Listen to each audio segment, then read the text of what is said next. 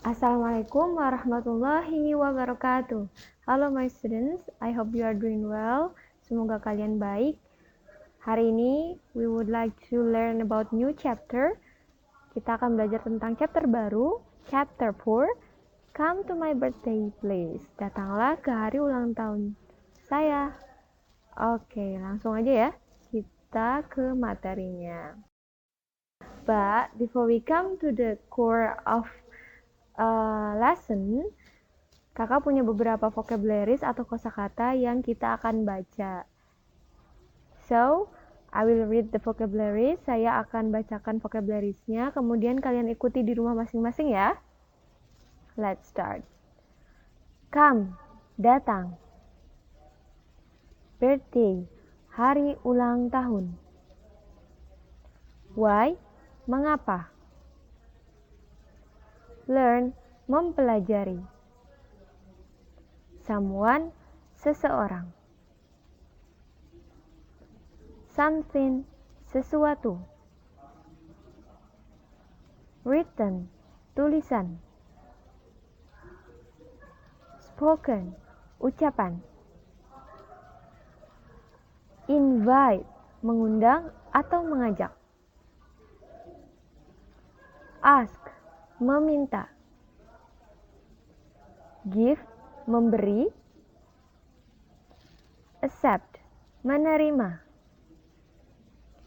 Refuse, menolak. Invitation, undangan atau ajakan. Work, pekerjaan. Language, bahasa. Feature, fitur. Alright, thank you guys. Terima kasih sudah mengikuti bagaimana cara membaca vocabulary list ini. Nah, jangan lupa pronunciation-nya atau pengucapannya yang betul ya. Oke, next kita langsung aja.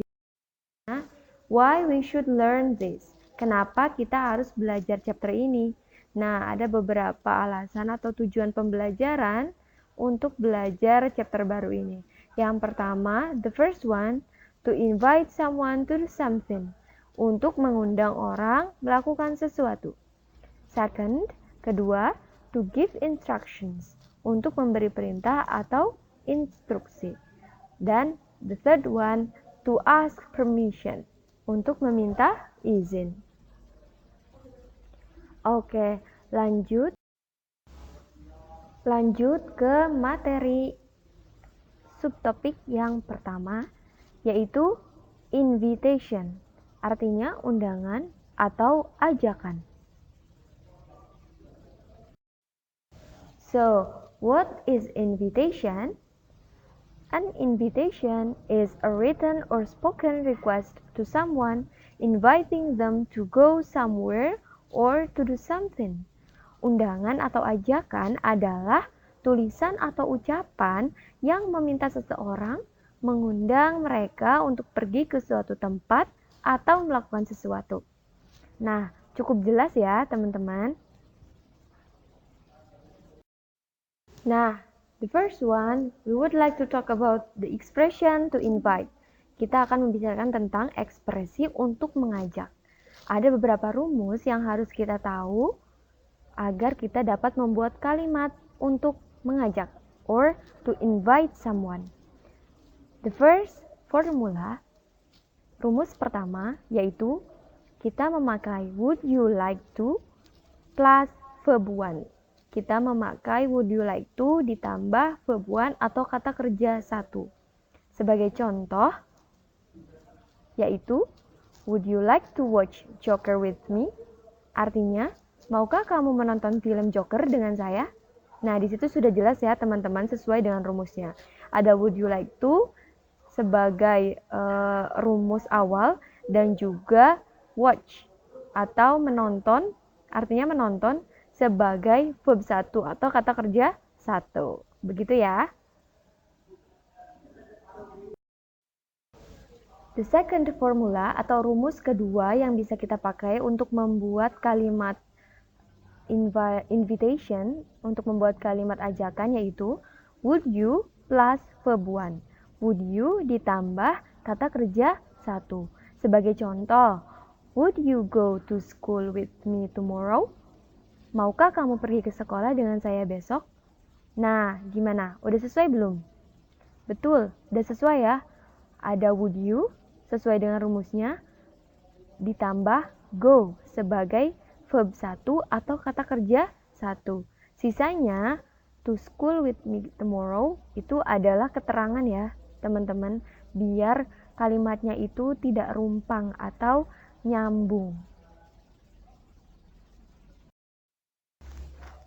Oke, the third formula atau rumus ketiga dan rumus terakhir dari pembuatan expression to invite, ekspresi untuk mengajak, yaitu would you mind ditambah verb ing.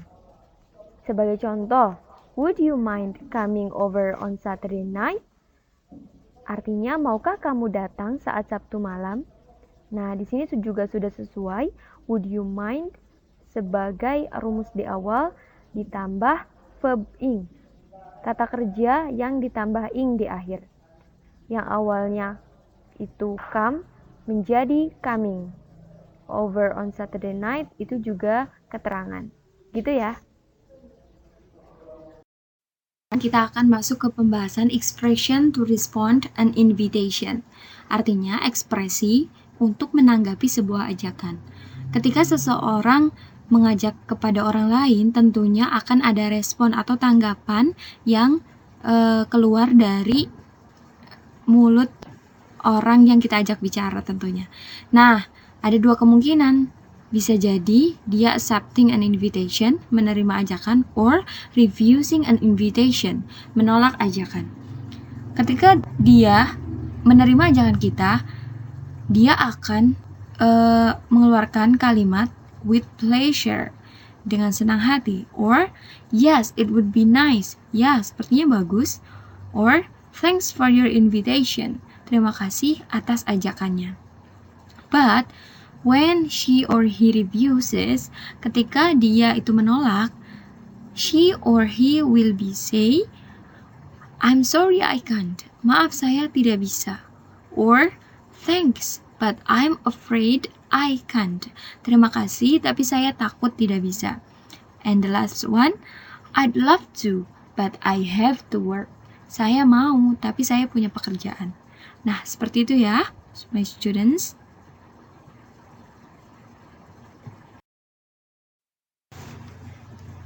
Now we come to the new sub chapter. Kita masuk ke sub babnya yang kedua, yaitu giving instruction, or dalam bahasa Indonesia artinya memberi perintah. So, what is an instruction? An instruction is an expression that is used to instruct, request, or giving command.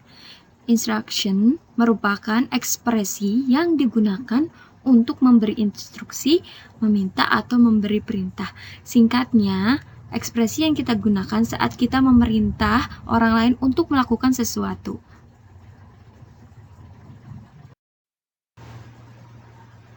And now, we come to the language features of giving instruction. Fitur bahasa dalam memberi perintah. Nah, ada beberapa fitur yang dapat kita kenali di sini. The first one, using the exclamation mark in the end of the instruction. Menggunakan tanda seru di akhir perintah.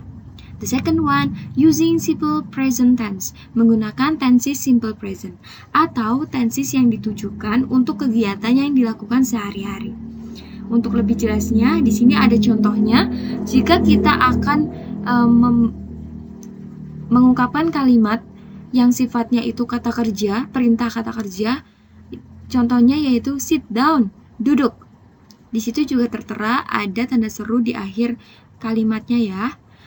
Dan kalau kita ingin memerintahkan hal yang sifatnya mengandung kata sifat, di sini ada contoh be careful, hati-hati.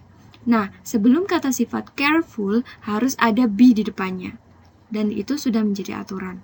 Dan yang terakhir, kalau jika kita akan memerintahkan sesuatu yang sifatnya larangan, kata kerja, maka kita di sini contohnya ada don't do it, jangan lakukan ini. Dengan rumus don't ditambah verb 1. Seperti itu ya. The next feature atau fitur yang terakhir yaitu to make instruction be politer, we can use please in front of or at the end of the sentence. Untuk membuat perintah menjadi lebih sopan, kita bisa menggunakan please di depan atau di akhir kalimat. For example, sebagai contoh, please wake up, tolong bangunlah. Nah, dalam kalimat ini yang menggunakan please itu sifatnya lebih sopan dan lebih pantas ditujukan untuk orang tua, guru, atau orang yang usianya lebih di atas dari kita. The last subchapter yang kita bahas hari ini yaitu asking for permission atau meminta izin. Asking for permission is an expression that is used when we want to ask permission to do something or go to a place. Asking for permission adalah ekspresi yang digunakan saat kita ingin meminta izin untuk melakukan sesuatu atau pergi ke suatu tempat.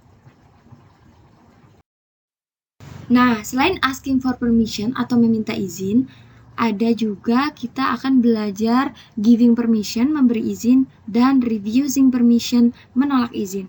Nah, saat kita asking permission atau meminta izin, kita bisa menggunakan can I, may I, do you mind if, or is it okay if. For examples, can I go out please? Bisakah saya pergi keluar? May I open the window please? Bolehkah saya membuka jendela? Do you mind if I open the door? Keberatan tidak jika saya membuka pintu? Is it okay if I leave? Tidak apa-apa jika saya pergi. Sedangkan kalau yang giving permission atau memberi izin, ekspresinya yaitu yes, please. Ya, silakan. Sure, go ahead. Tentu saja, silakan. No problem. Tidak masalah. Of course you can. Tentu saja kamu bisa. Nah, kalau ingin menolak, maka kita pakai no, please don't. Tidak, mohon jangan. I'm sorry, but that is not possible. Saya minta maaf, tapi itu tidak mungkin. I'm afraid you can't. Saya takut kamu gak bisa. Okay, that's all the material for today. Itu dia materi yang kita bahas hari ini. Thank you for your attention. Any questions? Kalau kalian punya pertanyaan, you can chat or call me via WhatsApp. So, keep healthy, my students. Thank you. And I'm sorry for my mistakes today. Wassalamualaikum warahmatullahi wabarakatuh.